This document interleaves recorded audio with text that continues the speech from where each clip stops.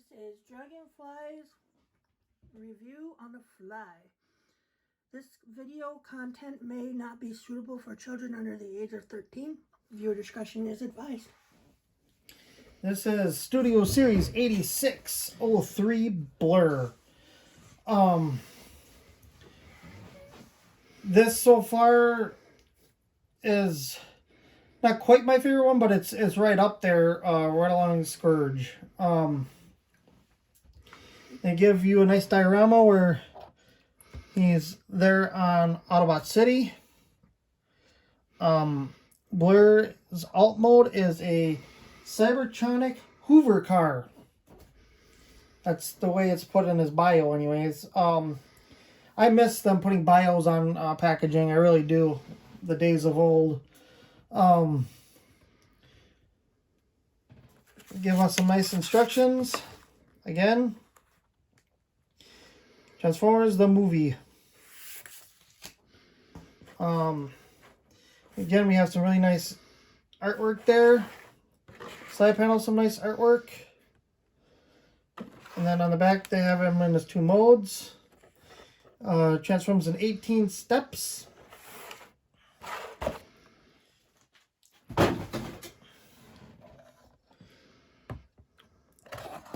Blur was voiced by John Moshida.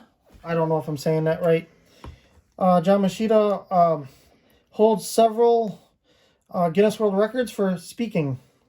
He's the world's fastest speaker. Thus, we have Blur. Anyways, this is Blur in his robot mode. He's not too bad. I've heard a lot of people complain about his arm kibble. And they give us like a little welder, I think this is. Pop that off for the moment.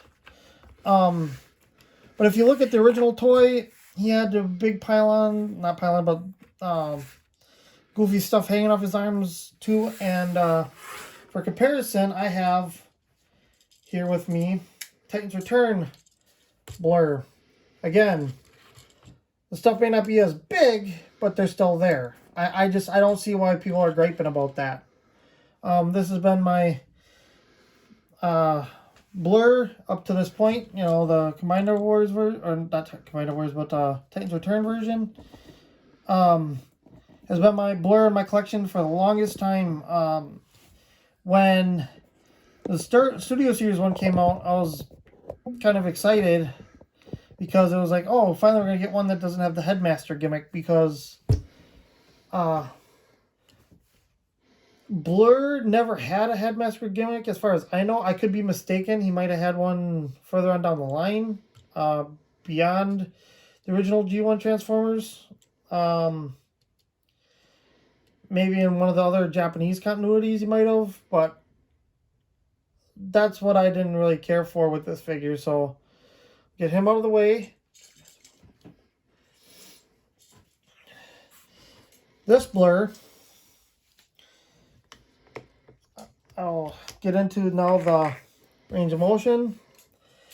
His legs, he can do the Claude Van Damme. I mean, he can do way over the splits. I mean, his legs can even go up to the opposite direction. And he can really do the splits for days. 90 degree at the knee. You can't go any further back due to the backpack. Well, you can a little bit if you kick it out to the side. Again, he has ankle rockers. And due to transformation, he has a little bit of toe tilt. He's got some thigh rotation. He's got waist rotation. His arms go about to here. He's got bicep swivel. And due to transformation, he does have a wrist swivel. But that's about, you know, then you get this all in the way. So yeah, that's you know, there. His head is a ball joint. He can look down, he can look up, not very far. He does have some light piping. You really can't see right now because I I do all my recording at night because I got children. If I had this out during the day, they'd be like, Dad, can I play with it? So, yeah, that's this figure. I mean, he's pretty flexible.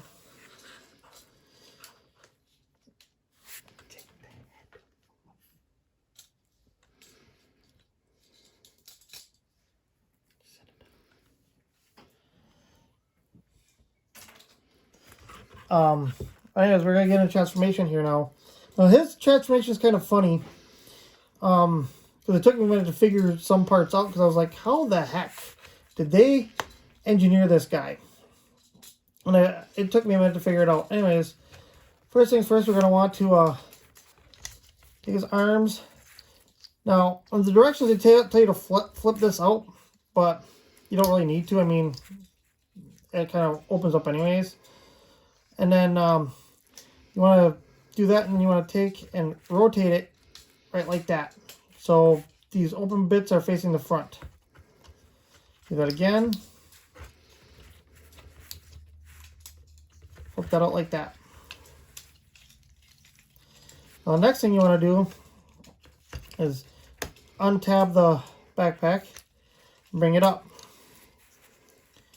Then you want to take this piece and spin it all the way around. So it's like that. Now you want to take this, and this is the way I like to do it because otherwise it causes a lot of strain on the shoulders. Before you go any further with this character, flip his shoulders around like this first. So they're like that. Then you could take and pop these out like so. So they're disattached. Now what you want to do here is take the toes and flip these down like so. Then you want to flip this around backwards and open the legs up after pegging them together, of course. Flip his little antenna dealio. Snap that together. And you have that mess. And you want to take this and you want to fold this down now. You want to take these and fold these flat. I'll put these up out of the way for the moment. Then you want to take this and bring it down to where they're locked in. Now you want to take these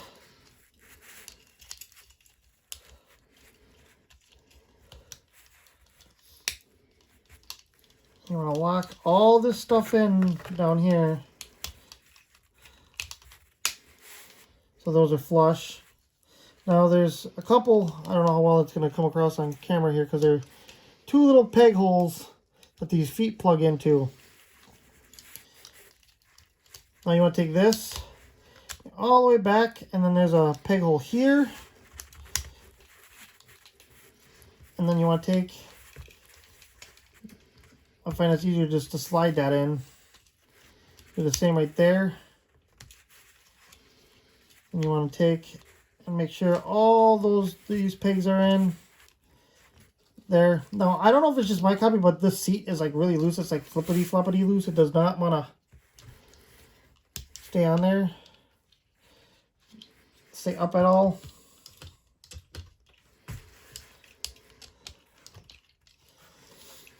Well, I'll just leave that for now. Now, this underneath they have some nice weapon storage. Put that there, and then you'll take this little, I think it's a welder, I'm not sure. You stick that down right there. And now we have him in his Cybertronian Hoover car mode.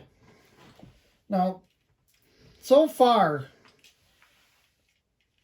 the figures from the 86 line have been pretty good. This is astounding. I don't know if it's just my copy of... I'm going to see if I can make that stay up somehow. Maybe thicken the joint up. He is almost spot on. I know a few people that complain his chin is a little bit too long. I guess it is a little bit, but not so much, at least to me, that it's too obtrusive.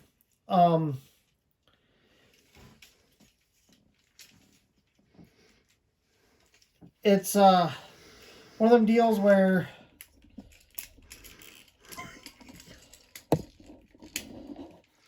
he is actually by far, in my eyes, the second best that we have gotten so far.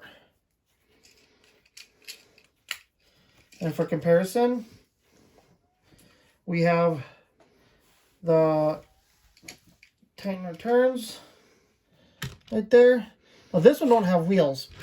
I wish they would have given it the Studio Series 1 wheels, because I like that. It moves. It rolls. This one, not so much. They did not give him wheels. I wish they would have. I mean, I guess technically he didn't have wheels anyways because he was a Hoover car. But I don't know. I think it would have been nicer if they would have done that. His paint, spot on. Other than, you know, I think the nose is a little bit longer than it should be, but not too far. I would say that this is a pretty good blur. It's definitely going to be replacing my Titan's Return blur as my main blur. I'm going to be setting up just a Studio Series 86 G1 shelf. And he's definitely going to be replacing it. My final thought is it gets a 4 out of 5 Energon cubes for this guy. He's pretty good, other than, you know, just a few small nitpicks on him. Maybe I could bump him up to about a 4.5, but he's pretty good. Anyways, this is Dragonfly signing out.